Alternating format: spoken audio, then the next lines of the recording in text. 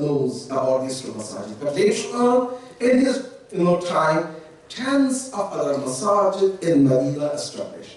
And masajid were operated and organized by the different groups, Muhajir, Ansar, Uwais, Khazraj, all of that. Allah subhanahu wa ta'ala commanded that, إِنَّ الْمَسَاجِدَ لِلَّهِ. That's the principle.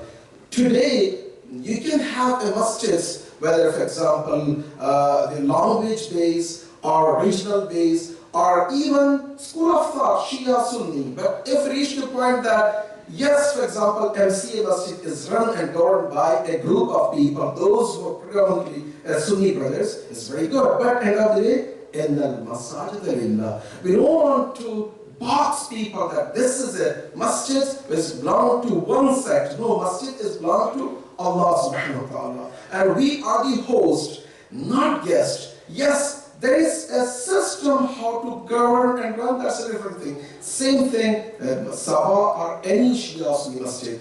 That is one of the practical aspects. Alhamdulillah, I know that there is a will and we can reach the point. And right now, based on all what is happening, if we want to reach to a better conclusion, there is only one way, that is the unity. May Allah subhanahu wa ta'ala bless you all and bless us and give strength and tawfiq to perform our duties and responsibilities in this part of the time and in this crucial time. Thank you. Wassalamu alaikum. Welcome. Jazakumullah. السلام عليكم ورحمة الله وبركاته. وعليكم السلام. بسم الله الرحمن الرحيم والصلاة والسلام على خير المرسلين وعلى آله وصحبه أجمعين. First, let me thank Sabah Center for again hosting NCIC here this year for the second annual Unity Conference. Their leadership and their facilitation for us is really critical. And I talked also to Brother Fuad from MCA, and they're definitely interested in hosting something similar. Possibly we'll take commitment once we talk to the board for next year to actually also do a similar type program. The key element in terms of the work toward unity, I don't need to give you the picture from outside. It does not look good across the world. I just returned from Malaysia on the discussions about how to deal with Islamophobia in general, and the challenge is not only for the wars in the Arab world, but we're possibly seeing a genocide in the making in relations to India. You already have a genocide in the Rohingya in Myanmar. You already have concentration camps for the Uyghur in China, and similar other circumstances have befallen. There's about 65 million refugees around the world. Between 40 to 45 million of them are Muslims. Now, we could begin to address some of the issues if we are unified and united, because if we're not united in here, we can actually project and make an impact on the national policy or the impact on the global policy. Einstein said, do you want to know the definition of insanity? Is to try the same thing over and over and expect a different result. So I'm not interested in trying the same thing over and over to try to expect a different result. We have to strategize for making transformation. And I think in this area there's about 92 mosques and centers reflecting the broader diversity of the Muslim community with 350,000. We're approximately 3.5% to 4% of the regional population. Yes, I would say that our political, social impact, I don't want to say close to zero, but it actually is that way. Because we have not yet figured out how to transform our numbers, numerical numbers and resources into effective type of strategy that impacts us. The last thing is that when somebody hits a Muslim, they don't ask him whether you're Shia, Sunni, or which madhab you are, whether you do sadr or qabl, whether you do the basmala beginning or a'udhu billah before you recite. right? We are so close to it that we begin to try to debate the minutest things, while the person who's hitting you, it does not care what is it that you are doing. And just recently, the data that came out from Australia, 82% of all the attacks, Islamophobic attacks, target Muslim women. The same time in Europe, the same here in the US. So as we are often debating and negotiating the sadr al-qabr, the basmala or not basmala, whether it's halal or haram on the minutest things, we're having a field day of Islamophobia that is taking place that is targeting Muslims systematically. So I'm committed, and the NCIC leadership is committed to transform our community in here, and inshallah it could be a model for how things could be done in the future. Not a lot, but just Manzoor Ghori. This is the Islamophobia in India report, Stalking Bigotry, and I think it's a sobering read to understand what is taking place. We have actual lynchings taking place in the streets of India on a daily basis. So that's what we're facing at a global level. So Jazakumullah khair, welcome, and hopefully this day will be a day of discussions and how for us to actually maybe come up with ideas and projects that will facilitate building a unified community. So وَاعْتَصِمُوا بِحَبْلِ اللَّهِ جَمِيعًا, it's an ayah, but it has to be made into actual living programs so people can actually work and collaborate to develop a different community. So Jazakumullah khair, Assalamu alaikum wa rahmatullahi wa barakatuh. Thank you, Maulana Abdi and Dr. Hatem Bazian. So once again, let me just quickly go over the program. You probably picked up the program when you were entering. It's divided into 4 different segments, each about an hour long. So the first hour is some short speeches by 4 presenters who are listed. The second hour will be the panel discussion where the audience will have an opportunity to talk and ask the panelists questions. You'll be handed index cards, and I'll be moderating that as well. Then we'll break for the Zuhr prayer and lunch. And yes, we'll have one prayer, one congregational prayer, not 2, we're united. That will be led by Maulana Abdi. And the 4th segment will be the breakout section. So most of you will come back here. There will be a live conversation among yourself, and I'll go over that step when we get there. While the audience is breaking out here after lunch, our speakers and panelists and board members will be meeting in the conference room talking about some of the same questions, and those questions will be much more X's and O's, what are some of the next steps, etc., etc.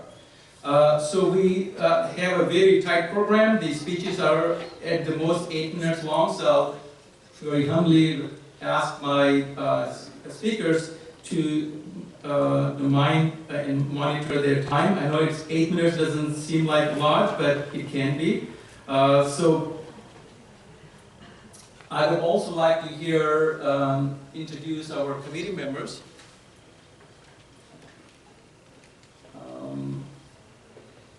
Many of them are not here because of the illness or some family issues. Can you please rise up, all the committee members? Don't be shy. On the ladies' side also, Sister Mamuna as well. Okay. Right. So please acknowledge them for all the hard work they have done to make sure this program happens.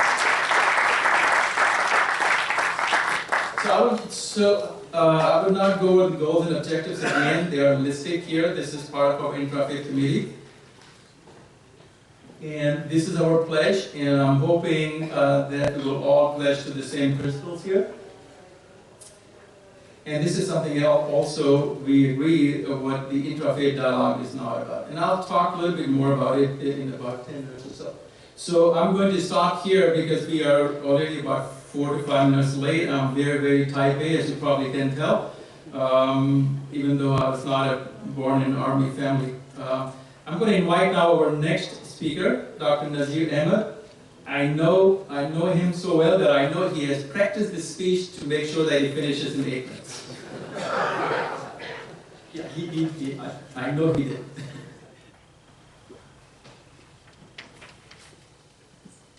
Bismillahirrahmanirrahim. Alhamdulillah. Alhamdulillahi Rabbil Alameen. Wassalatu wassalamu ala Rasulihil Kareem. 1439 years ago, according to the Hijra calendar, in the battlefield of Badr, there stood a band of men, 307 of them all, animated by faith, welded together as if they were a block of steel by the vision of Tawheed, led by none other than Prophet Muhammad sallallahu alaihi wasallam.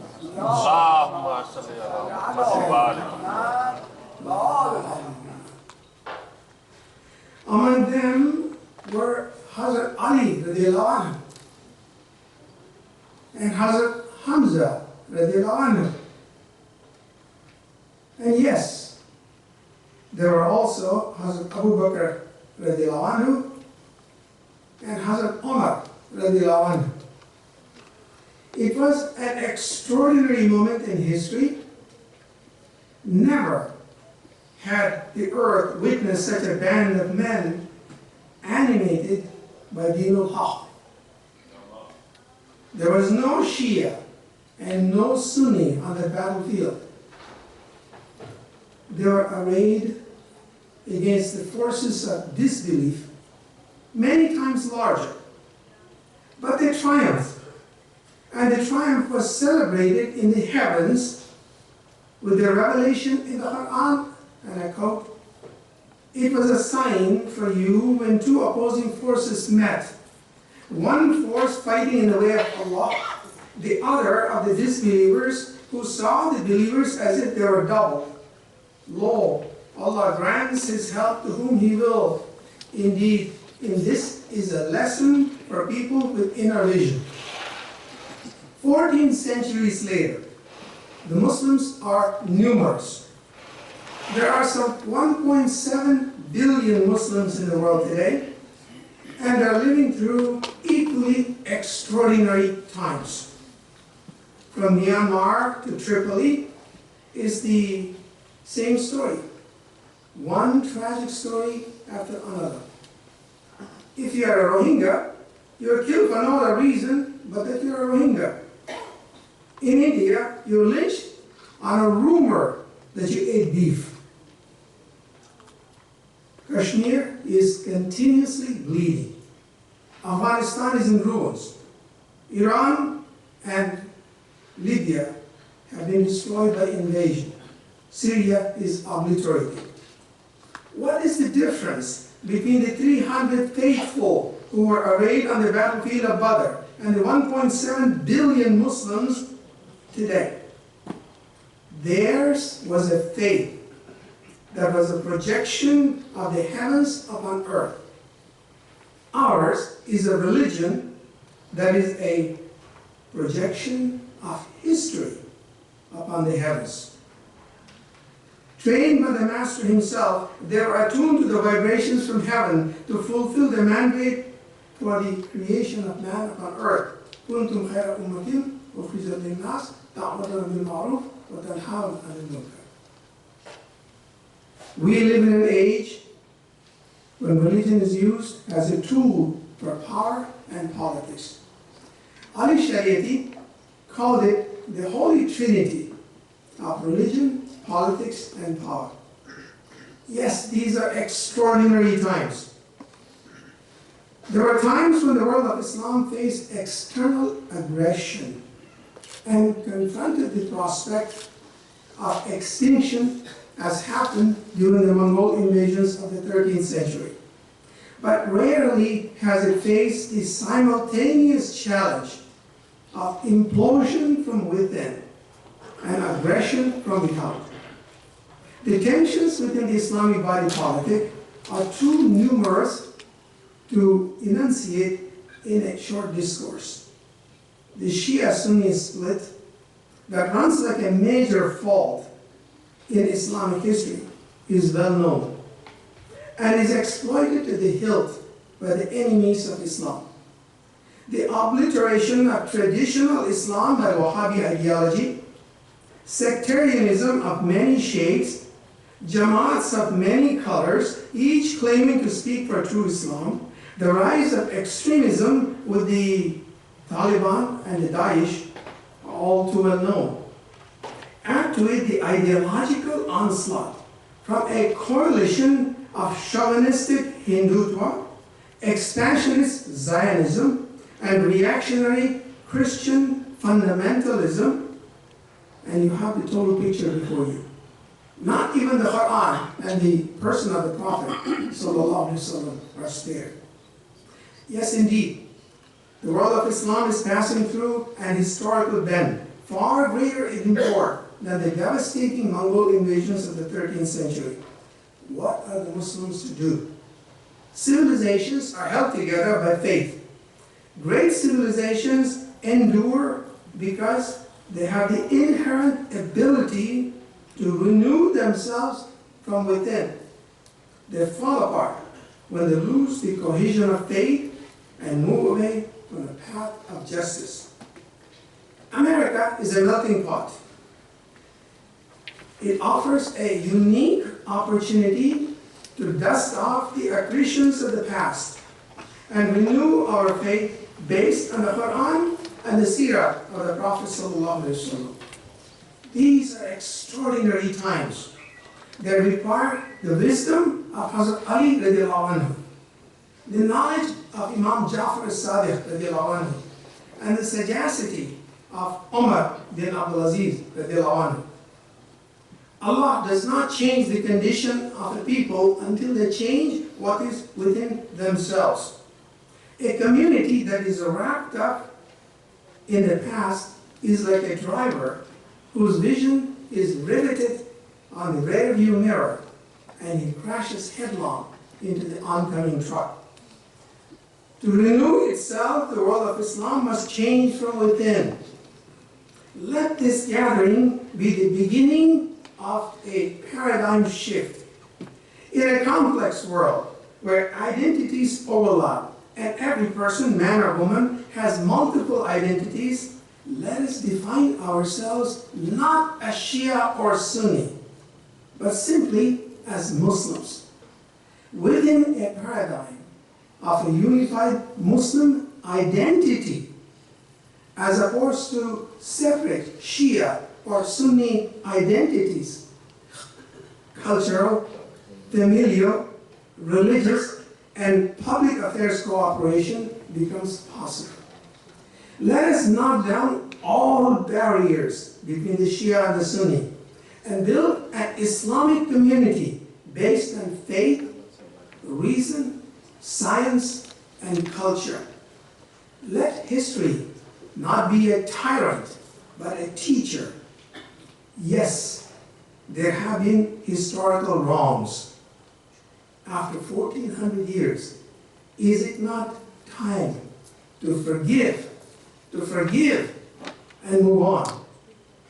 As Bulleh Shah of Lahore said, find someone to forgive. Find someone to forgive so that Allah may forgive you. Find someone to forgive so that Allah may forgive you. Assalamu alaikum wa rahmatullahi. Thank you, Dr. Nasir. The next speaker is Dr. Nuru Biswai. Please come to the podium. As you can see, I'm not introducing the speakers. Their bios are up on the screen, and that will also save us time.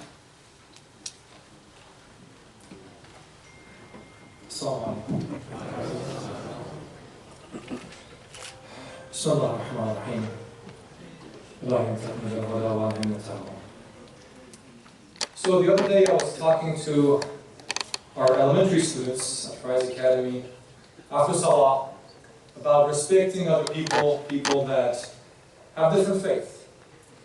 And then the conversation led to me saying, well, we have a lot in common with Christians. We believe in the same God, and we believe in Jesus. And then one of the students raised her hand and said, but they say Jesus is God. the first thing that came to the mind of the student was the difference, not the similarity. And that's an epidemic issue that we see in the Muslim Ummah. Someone walks in here at Zuhr time, people are praying here today beautifully together, united. They don't say, mashallah, all of them are praying. They say, oh, some of them are praying like this, some of them are praying like this. The difference, not the similarity. We have differences because the world around us has been changing. Our belief systems have been changing. Our words, the words of people, have been changing. But in the midst of all this changing, there are some things that never change. What never changes? The nature of God doesn't change. Does it? God hasn't changed. Allah is unchanging. Allah is unchanging in His rahmat, in His maghfirat, in His mercy. And let that be the starting point of our commonality. He's also unchanging in His judgment. We believe there is going to be a judgment day. And you and I are going to stand. And on that day, I'm not going to ask for Allah's justice. I'm going to ask for Allah's mercy. I need mercy. You need mercy. We need mercy. We need the grace of Allah. We need the forgiveness of Allah. And that we have in common. God is unchanging. He's unchanging in His love. God loves you. And that's the most wonderful thing to go to bed at. Thinking that Allah loves me. Allah forgives me. Allah is interested in me. And that we also have in common. Kalimatu la ilaha illallah, right? Secondly, the Word of God doesn't change. This Quran that we have doesn't change. It's a living world. And what does the Quran say about love? What is the word of Allah about habba, right? Habba yuhibbu. What is love? Love is if you look at something and it pulls your heart, right? It interests you. To have unity, don't you think our hearts have to be pulled towards the same thing, in the same direction, the direction of Allah subhanahu wa ta'ala? We need to have the same hubb. And what do we love? To answer that question, we can look at what Allah loves. أعوذ بالله من الشيطان الرجيم. إن الذين آمنوا وعملوا الصالحات لهم الرحمن ودا. Some people that Allah loves, that we all love. The first one that comes to our mind is that verse that says, قُلْ إِن كُنْتُمْ تُحِبُّونَ اللَّهَ فَاتَّبِعُونِي. The love of Rasulullah, the ata'at of Rasulullah, and that we have in common. That we have in common. They say one day, Hazrat Musa alayhi salam was talking to Allah. And Allah said, هَلَ عَمِلْتَنِي عَمَلًا غَطَّ. Have you done something only for me? And Nabi Musa alayhi salam said, well, I have prayed, I have fasted, I have given sadaqah, I remembered you. And Allah said, all of that you didn't do for me, you know. Salaytu because you were my abd. Sumtu because that was a shield for the hellfire, one by one. And then he says, what have you done for me? And Musa asked, can you help me with the answer? And Allah subhanahu wa ta'ala says, هَلْ وَالَيْتَ لِي وَلِيًّا وَهَلْ عَادَيْتَ لِي عَدُوٌ مُطَّلٍ. Have you loved someone that I love because of me? And have you had animosity towards someone who is my enemy because of me? Do we love the same people? Those that Allah subhanahu wa ta'ala loves. Who are those that Allah subhanahu wa ta'ala loves? You look at someone who's doing a very good deed, right? They're helping other people in the community. They're helping the homeless. We're saying, MashaAllah, that's beautiful. That pulls our heart. We love that person. And guess what? Allah loves that person. Wallahu yuhibbul muhsineen. That we have in common. We want to increase our unity. Let's increase our love and support for those who are doing good deeds in our communities, right? You look at someone in the time that there's so much injustice around the world in the Muslim Ummah, so much suffering, someone is trying hard to bring justice, to bring adalat. That pulls our hearts. We love that person. And guess what? Allah loves that person. Wallahu yuhibbul muqsiteen. And that we have in common. We want to increase our unity. Let's increase our love and support for those who are working hard to bring peace and justice in our communities. The time of so much filth, so much traps of shaitan around us. If you see someone who's pure, who's clean, that pulls your heart. You love them. And guess what? Allah loves them. Allah yuhibbul mutahharin. Allah loves those who are pure. And for this one, we don't have to go anywhere because the address is in the Quran, right? Who are those who are pure? إنما يريد الله ليذهب عنكم الرجس أهل البيت ويطهركم تطهيرا. The pure ones are the Ahl Bayt of Rasulullah. We want to increase our unity. Let's increase our love for the Ahl Bayt of Rasulullah. That we have in common. And the list of commonality can go on and on and on. We want to work on unity. Let's work on our commonality, not the differences, brothers and sisters. And we pray for the day that the last member of the Ahl Bayt, the Mahdi, returns and leads the Ummah, brings unity to the Ummah, and brings peace and justice to the world. Bismillah ar-Rahman ar-Rahim wal-'asr. Inna al-insana lafi khusr. إلى الذين آمنوا وعملوا الصالحات وتواصوا بالحق وتواصوا بالصبر. والسلام عليكم ورحمة الله وبركاته.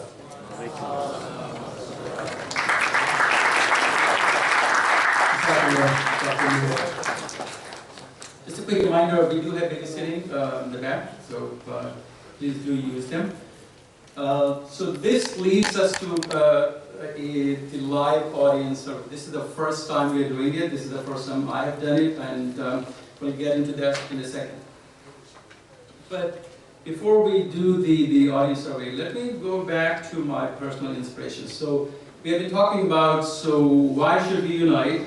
And then obviously the next question is, how do we unite and what does unity look like? But let me go over the why part a little bit.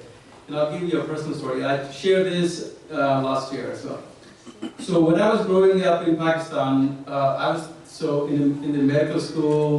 We had a group of 7 to 8 very, very closely knit friends. We did everything together. We slept together. We studied together. We did everything together. We watched the movies together. Everything together. We were in our 19, 20, 21, 22 years old. We even chased the girls together. So that was a long time ago. But here was something that was very sobering. So it comes time for Muharram, and all of a sudden I'm doing certain things and they're on their own, and we're kind of uptight and not even talking about it. Hey, where were you last night or yesterday? So all of a sudden we have like this built-in tension. We are like brothers and really maybe even closer than brothers. That really always bothered me. So we did everything together, and the same thing during Ramadan. We never acted fasts together. So the thing that really united us became the source of disunity. That's a really crazy thought, but that's exactly what was happening. And then I know a lot of the speakers I already mentioned was going around in Kashmir and Uyghur and so on and so forth. They are being oppressed not because they're Shia Muslims, Sunnis, because they're Muslims. But people have then asked, so how does that relate to us? We are in the Bay Area, right? We are the most liberal and most progressive.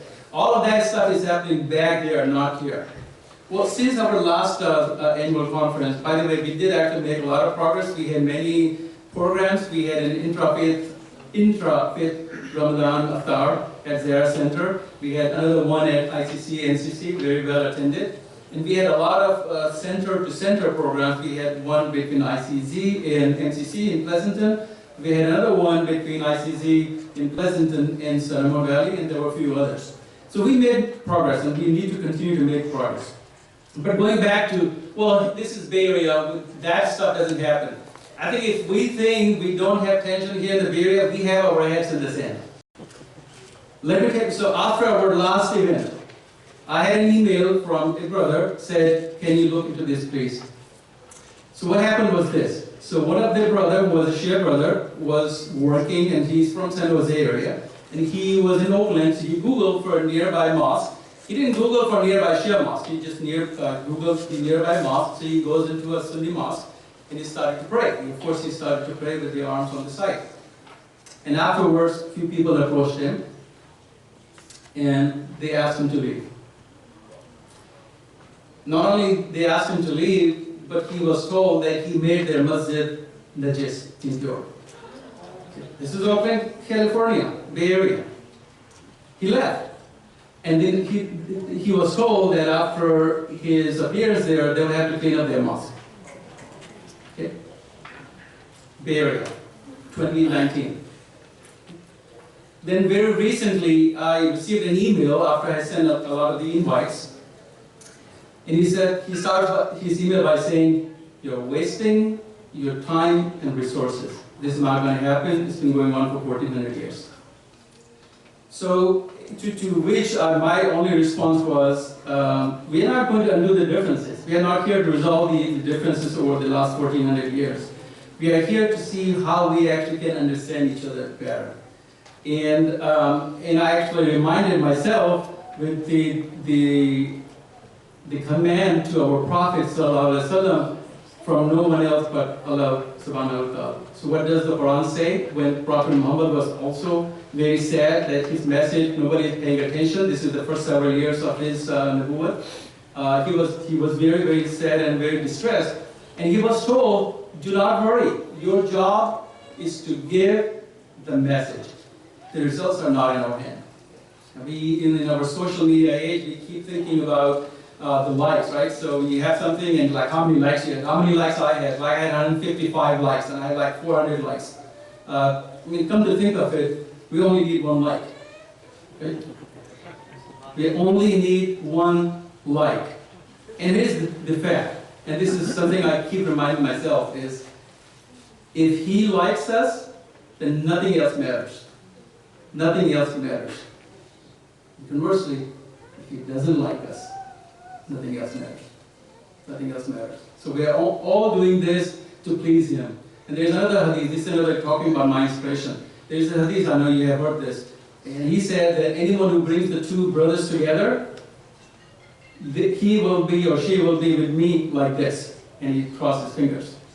So that's our inspiration. If you have any doubts about like why we should do this, I don't know what else we can say to convince all of us. And I know I'm talking, this is preaching to the choir.